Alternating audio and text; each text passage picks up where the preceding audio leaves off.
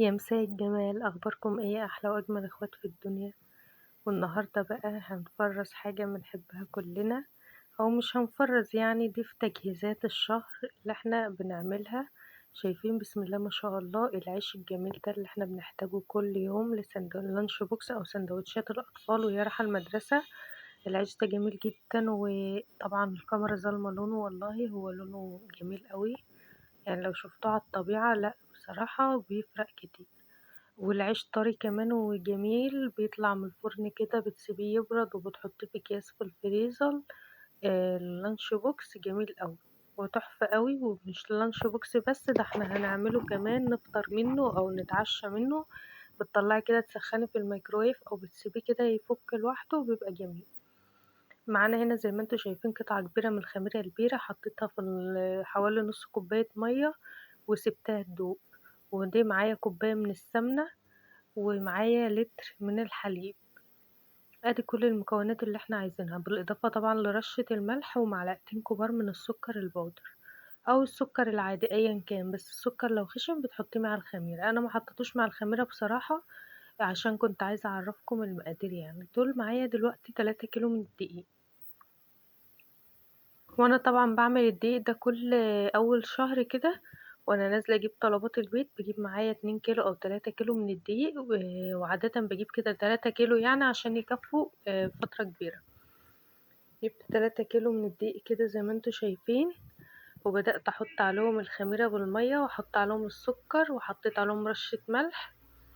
ونبتدي بقى نعجن بالكمية الحليب اللي عندنا. انا مش بحطه كله مرة واحدة، بس بحطه واحدة واحدة كده عشان خاطر في دقيق بيسحب كمية سوائل كبيرة، وفي دقيق لأ، ما بيكتفي بكمية سوائل صغيرة.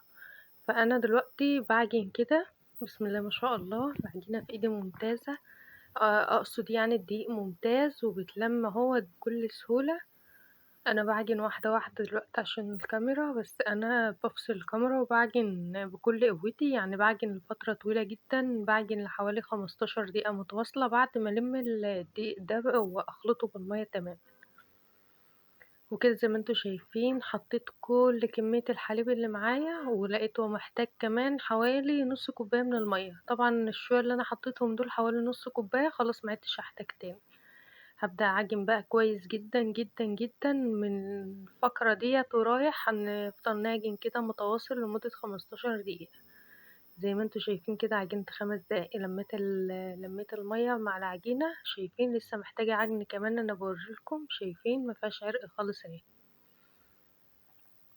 فاحنا محتاجين نعجن كمان شوية عشان نكون الجلوتين اللي فيها وتبقى بيرفكت خالص. حطيت كوباية السمنة. طبعا بالنسبة لكم لو عايزين تحطوا لحد 3 كوبايات سمنة هتقبل العجينة عادي وهتبقى بيرفكت جدا وممتازة، بس هتبقى ناعمة جدا وتيجي انت بقى تعملها سندوتشات تنهري منك. شايفين انا بوريكم في المرحلة دي ان انا لما بحط السمنة وباجي اعجن العجينة بتعمل ازاي، بتعمل زي ما تكون مفتفتة كده. طبعا ما تشغليش بالك، هي ما باظتش ولا حاجة. كملي عجن، كملي عجن عادي جدا وهي هتلم. وكده بعد 15 دقيقة متواصلة من العجن خلاص هنغطيها بقى بكيس تلاجة، وفوق فوطة نظيفة أو قطعة قماش نظيفة، وهنسيبها تخمر تماما. وكده بعد ما خمرت، عشان احنا في توقيت شتوي فبتاخد وقت شوية، تقدري تغطيها وتدخليها، تقدري تدفي الفرن وتدخليها فيه لو الدنيا برد قوي. بس انا استكفيت بكده يعني. وجهزت الحاجة اللي هحط عليها، ادي الصواني وادي الطبلية دي احنا هنبطط عليها او هنفرد عليها يعني، وادي المردنة او الفراد. كده احنا بنحط قماش او قطع هدوم او فوطة نظيفة على الحاجة عشان ما تلزقش فيها. دلوقتي هوريكم انا بقطع القطعة قد ايه تقريبا. انت لو عايزة تكبري اوكي، عايزة تصغري مفيش اي مشكلة. بس القطعة دي بالنسبة لي كانت مناسبة جدا عشان اقسمه الواحدة نصين كده، وابدأ ان انا افردها عشان تبقى زي رغيف العيش اللي احنا بنشتريه من بره كده. طبعا ما تنسيش تحطي تحتها رشة ما تنسيش تحطي تحتها رشة دقيق. وادي كل الكمية. طبعا أنا ما حطيتش تحتها رشة دقيق فلزقت مني سنة بسيطة كده، بس انت حطي رشة الدقيق. ادي الكمية كلها اتقطعت اهي. هبدأ افردها بقى.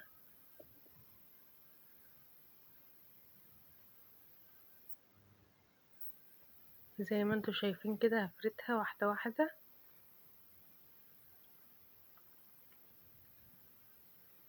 افردي بقى بالسمك اللي انت عايزاه. لو انت بتعملها في البيت عادي ممكن ترفعيها علشان خاطر تعيش معاكي فترة أطول، أو تبقى بس مش هتقب وهتبقى ناشفة. طبعا عايزة إن انتي تخليها فيها قلب كده، وعايزاها تقب عشان تعمل فاصل كده وتعملي منها سندوتشات، هتبقى جميلة جدا. بس ما تخليهاش رقيقة جامد. أنا عملت من ده ومن ده.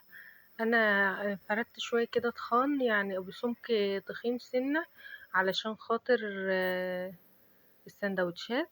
وفردت في سمك تاني كان رفيع خالص، وده عشان خاطر الاكل في البيت او نعمل بيه سندوتشات مربى برضو. ندهن الوش مربى كده، بنعامله معاملة التوست بالظبط. تعالوا بقى للتسوية. هنا بقى بعد ما فردنا كل الكمية وحطيناها، سيبناها ترتاح حوالي 10 دقايق. وبعد ما ارتاحت مسكنا الفرن البلدي بتاعنا الجميل ده، ولعناه من فوق ومن تحت على درجة حرارة عالية، يعني 250 و270 على حسب كل فرن.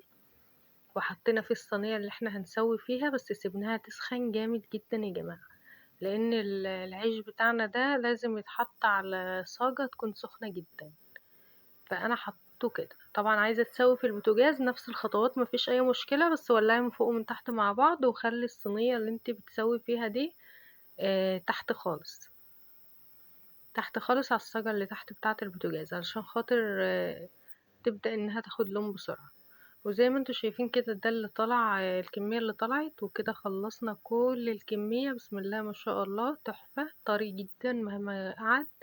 بتسيبيه لحد ما يهدى من الحرارة وتفرزيه في اكياس في الفريزر. كل كيس فيه على حسب ما انت عايزة، يا بتطلعيه تسخنيه في الميكرويف، يا اما بتسيبيه على الرخام 10 دقايق، هتلاقيه رجع طري زي ما كان. وده كان فيديو النهاردة، يا رب يكون عجبكم. ولو عجبكم ما تنسوش بقى اللايك بتاعي الجميل، وما تنسوش تشتركوا في القناة عشان تشجعوني وانزل لكم فيديوهات اكتر واكتر ان شاء الله الفترة الجاية.